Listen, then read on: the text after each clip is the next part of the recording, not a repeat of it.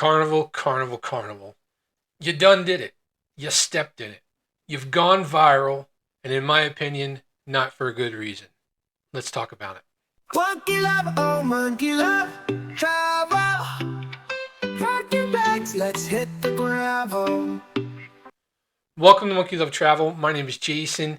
Today we're going to talk about Carnival's brand new rewards program. All right. If you're on the side of being upset about this, in my opinion, you are justified. We're going to talk about who I think are the winners versus the losers of this program, and then we're going to decipher what is considered a loyalty program and what's considered a rewards program. So let's just go straight into it. So this new program is definitely a straight up rewards program. It is, basically saying the more money you spend with us, the better your rewards are going to be. In my opinion, that is you being loyal to Carnival and then them going, okay, thanks, here are your rewards. And this is no longer a loyalty program. A loyalty program works two ways.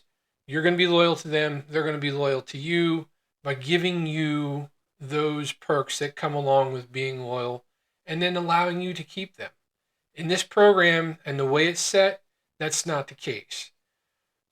So at the end of this, my next step is going to basically tell you, I'm going to think who the losers are in this situation, and then I'm going to go over the winners. But stick around to the end because I want to talk to you about why I believe we should all kind of stick with what we want to do as cruising goes. My suggestion is don't change anything yet. I don't feel that this program is going to stay as it is in its current iteration. Okay. So let's talk about who I believe are the losers in this case. No, nobody's a loser. You're cruising. So you're an automatic winner. But for the sense of this argument, we're going to deem them losers and winners. Okay. So in this case, the losers are going to be those cruisers who have spent years getting to their platinum and diamond, loyalty program. They've put in the money, they've put in the time, they've put in the work, about being loyal to Carnival, and they deserve these rewards. Okay, I agree. They deserve these rewards. I'm not of the person who believes, oh, that you're some elite person because you get these things. No, it's you put the time and effort into them. You deserve them from Carnival. Okay. With that said, a lot of people who are also going to be classified as losers in this is going to be the budget cruiser. Carnival has prided themselves on being, family and fun friendly and being more affordable. And 9 times out of 10, that is absolutely the case. When it comes to the rewards program that they're offering now, the budget cruiser really will never have that opportunity to enjoy those perks. Just because of the fact that it's no longer a per night or how many nights you've sailed. It's just about how much money you've put into it. You know, so yeah, in my opinion, it's those longtime cruisers who have already achieved platinum or diamond. I think they're going to lose out the most. Yes, they are giving you a grace period. You're going to have a 6-year grace period if you're the diamond, and the platinum you're going to have the 2-year grace period, which is great. I'm glad I'm hearing that, but I have a feeling, and well, I've already know that a lot of people are literally going to jump ship and are jumping ship based on the fact that you're telling them they're going to take their loyalty away. Can you blame them? Okay, let's move on to who I believe are the winners of this program and in its current iteration. Okay, and like I said, I think this is going to change. I don't think it's going to stay the way it is. I believe they're if they do a little bit more homework, they can probably find a good balance between the two. So, who I believe are going to be the winners in this current iteration of the rewards program is one going to be the big spender, and I use that term loosely. It's just more of the person who has been, maybe you can only cruise once a year, maybe once every couple years, but kind of put all their money into making it the biggest and best that they can, since they aren't able to do that, or the person who just has the means to be able to do this more often. Okay, and that's the person who can buy the suite. Get all the drink packages, the soda packages, do the excursions, go to the casino as well, do all the specialty dining. That person is going to reach platinum and diamond really fast in this form. Especially if they're playing the game and they're using that Carnival Mastercard. We play the game a little bit too when it comes to that, just because it works in our favor. Um, the second person is the person like us. It's the person who utilizes the casino rewards program to be able to cruise more often. In its current form, we are able to do 3 or 4 cruises in, to what it would cost to do one cruise at full price. That allows us to get on the ship more often. Thus, we are going to the casino more often. That would allow us to make points a lot faster with the current rewards program. So you have the big spender, and then you have the casino player. Those, in my opinion, are the two big winners in this situation. Um, this program is very much like a land-based casino program. So it only makes sense that that's where the big winners would be. Are they getting a lot of points for the booking of the cruise? No, because it's considered a casino comp, but they are getting a point for every $2 they cycle through a machine. That adds up quick. And I'll give you an instance. We are not big spenders in a casino. We budget probably $1,000 for a 7-day trip to play in the casino. Okay.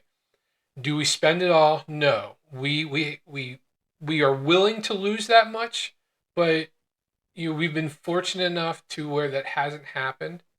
On our last cruise, we finished about $200 down, but we ended the cruise about 4,000 points. Okay, so let's say that's our average, you know, and we spread that over 4 cruises.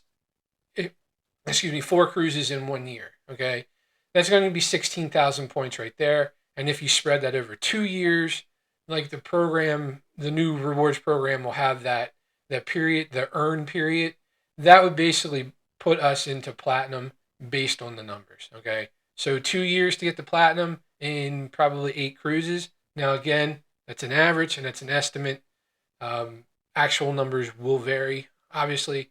Um, but that's just to give you an example of how quickly it can be done based on the way the new rewards program would work.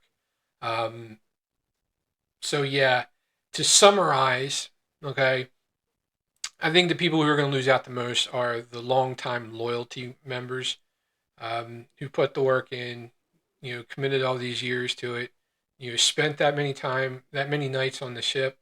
I think even though they will be able to keep their status for 2 years or 4 years, depending on if they're platinum or diamond, is a good thing.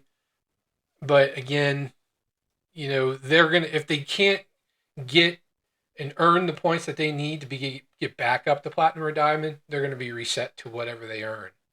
And that could be red. And who wants that? You've spent all these years getting to that point. Who wants to be then reset in 2 to 6 years? And then the budget cruiser. The budget cruiser is more or less cruising to cruise. So yes, I'm deeming them in the losing side of it, but they are cruising the cruise. I don't believe that the budget cruiser is going to be focused solely on the rewards or the loyalty. Or maybe they are. Maybe they've got to this point and now they need to be budget cruisers. Maybe they're on fixed income or something along those lines. Then I definitely believe, okay, yeah, they are on the losing end of this. Um, but again, I want to have a discussion about this. I want you to comment below, give me your feedback, give us a like and subscribe so we can hear from you. We want to stay on top of this program. I don't believe that this is going to be the final iteration of this program. I think it's going to evolve over the next year. People are already jumping ship, literally. They believe in the loyalty. I will be loyal to you if you're loyal to me, and if I feel that you're not being loyal to me, then that's going to make me look elsewhere. These people want to cruise, and they want to do it on the cruise line that they believe they have been loyal to, and I can't blame them. I mean, there's other other cruise lines offering, hey, we'll match your loyalty, you know, but who knows if those cruise lines will do the same thing in the future? We don't know. Bottom line is, this is what we have right now. I believe it'll change. You need to be vocal about it, but you need to be polite about it. Okay, no making threats to people. I mean, seriously, don't do that. But please, I want your feedback. I want to have a conversation. Hey, if you'd love to do an interview, if you're a platinum or diamond, rewards program, if you're at that level, hit me up. I'd love to sit and talk to you, because we are not in those levels, okay? But so I want your perspective. Again, give us a like, subscribe, and until next time, seize the day. Monkey love, oh monkey love, travel. Pack your bags, let's hit the gravel.